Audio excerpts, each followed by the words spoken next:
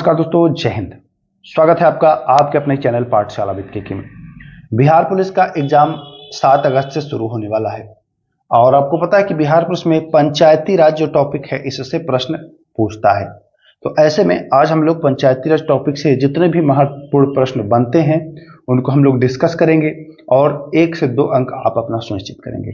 10 से 15 मिनट का वीडियो होगा, इतने में आप आसानी से 1 अंक सुनिश्चित कर लेंगे, 1 से 2 अंक सुनिश्चित कर लेंगे। तो ज्यादा वक्त न गवाते हुए वीडियो को शुरू करता हूं।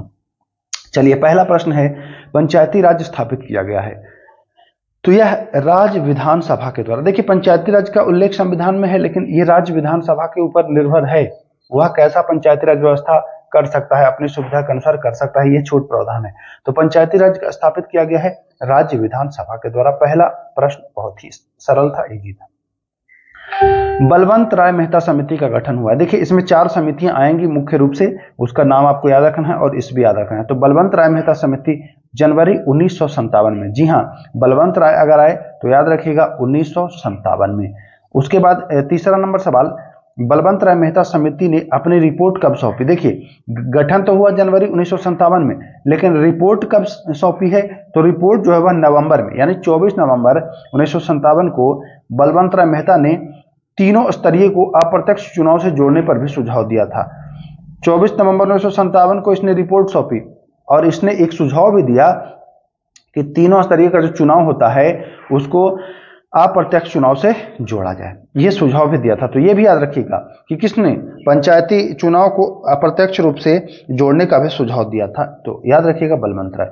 बलवंत राय मेहता की सिफारिशों को कब राष्ट्रीय विकास परिषद के द्वारा स्वीकार किया गया। तो इनकी जो सिफारिशें थी, कुछ सिफारिश जो थी वह स्वीकार कर लिया गया। किसके द्वारा भैया, तो राष्ट्रीय विकास परिषद एनडीसी के द्वारा। तो कब स्वीकार किया गया, तो 57 में इसका गठन हुआ और स्वीकार कर लिया गया था 1958 में। ओके, चलिए चलते हैं आगे। अगला सवाल, तमिलनाडु तथा पश्चिम बंगाल में पंचायती राज व्यवस्था है, दोनों राज्यों में है, लेकिन कैसी पंचायती राज व्यवस्था है। तमिलनाडु में आपको पता है 2 स्तरीय पंचायती राज व्यवस्था है, जैसे अपने यहाँ त्रिस्तरीय है, तमिलनाडु में 2 स्तरीय है। वहीं पश्चिम बंगाल की बात करें तो वहां 4 स्तरीय है। तो ये भी आपको ध्यान देना है। अगर पूछे कि इनमें से किस राज्य में 4 स्तरीय पंचायती राज व्यवस्था है तो बताएंगे पश्चिम बंगाल, और 2 पूछे तो तमिलनाडु।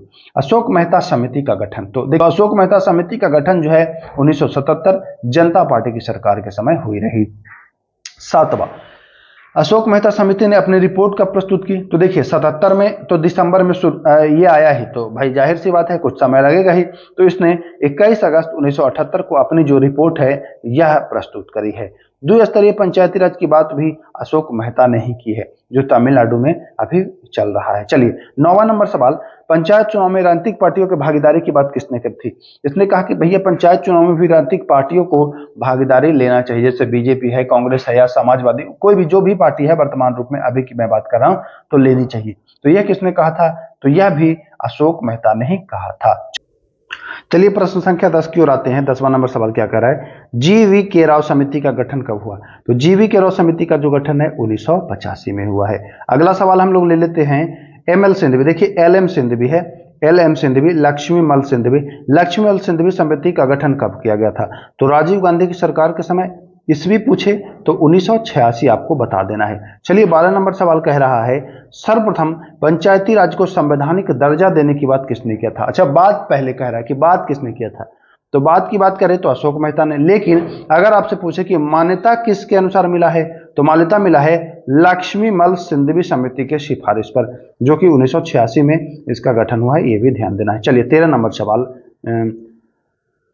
थुंगन समिति किस वर्ष गठित हुई है। थुंगन समिति और गडगिल समिति दोनों याद रखिएगा, थुंगन समिति और गडगिल समिति दोनों जो है वह 1988 में इसका गठन हुआ है। चलिए 15 नंबर सवाल पर हम लोग आ गए हैं। 64वें संविधान संशोधन विधेयक का संबंध है, तो 64वें जो संविधान संशोधन विधेयक है उसका संबंध है पंचायती राज से ही है। लेकिन जरा रुकिए, 1989 में जब राजीव गांधी की सरकार थी तो उस समय यह पारित नहीं हो पाया था। 64वें संविधान संशोधन आया तो था पंचायती राज के ही उद्देश्य से, लेकिन यह पारित नहीं हो पाया। तो इस वजह से इस पर ज्यादा फोकस नहीं करता है एग्जामिनर। लेकिन याद रखना है आपको, 64वें संविधान संशोधन विधेयक पंचायती राज से संबंधित है। 16 नंबर सवाल, किसके समय सितंबर 1991 में एक विधेयक लाया जो 73वें संविधान संशोधन 1992 के रूप में पारित हुआ और 24 अप्रैल 1973 को प्रभाव में आया। यह Bihar SSC inter level mains में पूछा हुआ प्रश्न है कि किसके समय यह जो पंचायती राज का आया था 73वां संविधान संशोधन 1992 वाला, यह 24 अप्रैल को जो प्रभावी हुआ वह किसके समय था, कौन थे प्रधानमंत्री, तो पीवी नरसिम्हा राव, याद रखना है आपको। चलिए 17 नंबर सवाल, भाग 9 को संविधान में कब जोड़ा गया है? भाग 9 की बात की जा रही है तो 73वें संविधान संशोधन 1992 में जोड़ा गया है, ये भी ध्यान देना है आपको। चलिए, पंचायती राज की 29 विषय वस्तु किस अनुच्छेद से संबंधित है?